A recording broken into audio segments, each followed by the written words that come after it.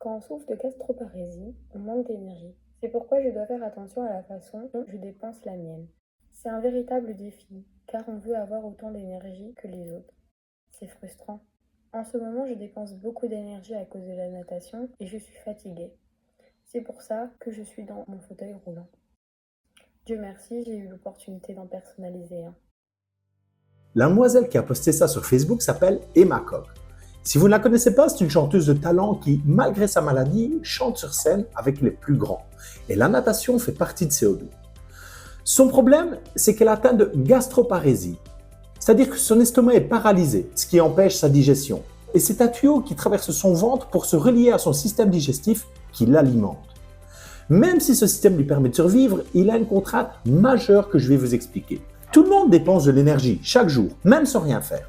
C'est ce qu'on appelle le métabolisme de base. Mais comme elle l'explique dans son message, la natation qu'elle pratique lui prend énormément d'énergie.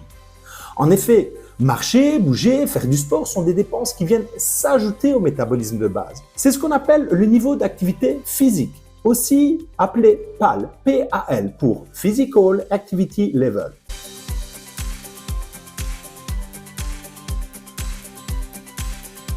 Prenez quelques secondes et réfléchissez à la définition du mot métabolisme. Comment le définiriez-vous? Vous avez déjà entendu parler de métabolisme lent et métabolisme rapide, mais quelle est la différence? Vous pourriez me l'expliquer? Restez avec moi, car à la fin de cette vidéo, vous n'interpréterez plus jamais le mot kilocalorie de la même façon. Dans Conseil de coach, mon co-auteur et moi avons pris le soin d'éplucher des centaines d'études scientifiques. Voici la réponse que nous avons apportée. Le terme métabolisme de base ou métabolisme basal définit la quantité d'énergie consommée au repos par l'organisme pour assurer toutes les fonctions biochimiques qui ont lieu au sein du corps humain. Le fonctionnement du système digestif, du système respiratoire, du système vasculaire, du système immunitaire, du système nerveux, maintien et croissance des tissus musculaires et osseux. Pour que le moteur d'une voiture tourne au ralenti, il lui faut un mélange air-essence minimum afin que celui-ci ne s'arrête pas de tourner. La combustion de ce mélange transforme de l'énergie chimique en énergie mécanique et c'est ce qui permet d'actionner des composants essentiels à son propre fonctionnement. Sa pompe à eau, sa pompe à huile, l'alternateur qui alimente sa gestion électronique en électricité. Votre métabolisme de base, c'est pareil. Tout est fonctionnel, mais il n'y a aucun travail produit. Votre cœur bat, vos poumons fonctionnent, votre cerveau et vos capteurs sensoriels restent actifs, mais ils n'envoient aucun signal volontaire aux muscles squelettiques. Retenez ceci, le métabolisme de base, c'est le système végétatif, c'est-à-dire toutes les fonctions automatiques de votre corps qui ne dépendent pas de votre volonté. Là où les choses se corsent, c'est quand on veut les calculer. Un moteur au ralenti a besoin de 14,7 g d'air pour 1 g d'essence et la seule variable est sa cylindrée. Mais pour le corps humain, c'est bien plus complexe. Les variables de notre espèce sont le sexe, l'âge, la taille et le poids. En 1919, James Arthur Harris et Franco Gano Benedict publient une formule mathématique qui permet de calculer le métabolisme de base et fait toujours référence aujourd'hui. Il existe deux équations. Chaque équation contient des constantes et des variables. Je vous laisse les formules à l'écran quelques secondes. Copiez la formule qui vous correspond et ouvrez la calculette de votre téléphone. Respectez bien les parenthèses et les règles de priorité mathématiques pour ne pas fausser les résultats. J'ai une petite précision, la biologie ne se trafique pas. Si un jour vous devez appliquer cette formule à une personne transgenre, c'est son genre à la naissance qui prime, même en cas de traitement hormonal pour modifier ses taux d'hormones sexuelles. Parfait, vous avez acquis la notion de métabolisme de base et vous savez le calculer. C'est la clé de voûte d'un plan alimentaire réussi, mais ce n'est pas suffisant. Vous vous rappelez ce que Emma Cock a posté? La piscine là est épuisée et elle a dû se ménager dans son fauteuil. Pour rappel, à cause de la paralysie de son estomac, elle ne peut pas digérer normalement. Elle doit s'alimenter via un système de nutrition médicale. C'est impossible pour elle de se dire « je vais boire un soda ou manger un fruit » pour rééquilibrer sa glycémie. Elle doit donc s'alimenter via un système de nutrition médicale. Et comme tout apport de ce type doit être précisément dosé, ses besoins énergétiques doivent être soigneusement calculés, en particulier lorsqu'elle pratique une activité comme la natation. Et c'est là qu'intervient le PAL.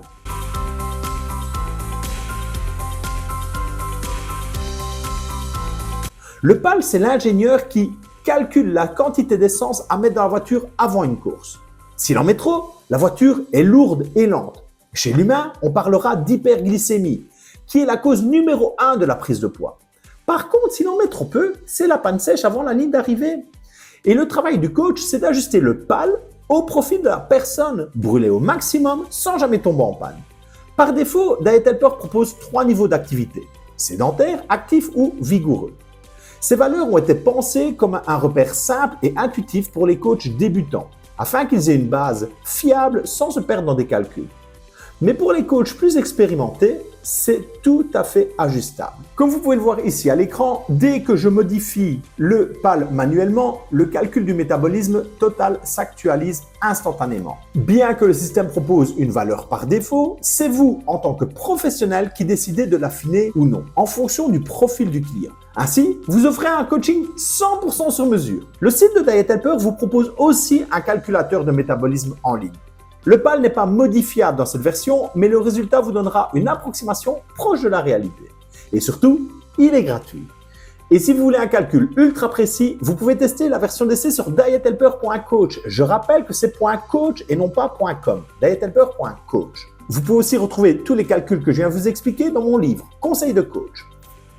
J'espère que cette vidéo vous a plu. Si vous avez une question, prenez quelques secondes et laissez-la en commentaire, j'y répondrai avec plaisir. Et si elle est vraiment pertinente, j'en ferai peut-être un sujet pour une prochaine vidéo. Si vous aimez le contenu que je crée pour vous, likez, commentez, partagez, ça me motive à continuer. Je vous laisse un lien en description pour découvrir Emma sur scène. Elle chante avec André Rieu. Préparez vos mouchoirs, c'est juste sublime. Allez, ciao les coachs, ciao les champions, à très bientôt.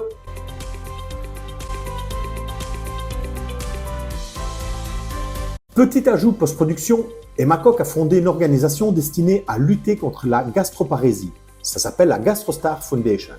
C'est la première association de patients pour les personnes atteintes de paralysie gastrique et autres troubles intestinaux. Elle œuvre pour informer, soutenir et rassembler les personnes touchées. Vous trouverez un lien vers la fondation et le RIP pour les dons en description. N'hésitez pas à y jeter un œil car chaque geste compte, même le plus petit. Si vous êtes resté jusqu'ici, merci. Vous avez peut-être l'énergie qu'il manque à quelqu'un d'autre. Wake up, today's gonna be a good day. Wake up, today's gonna be a good day. Yo, set your affirmations, aspirations. I got shit to do, the aftermath of preparation. Good food, good mood, blood in circulation. One step at a time, yeah, that's how you make it. Set a goal you control and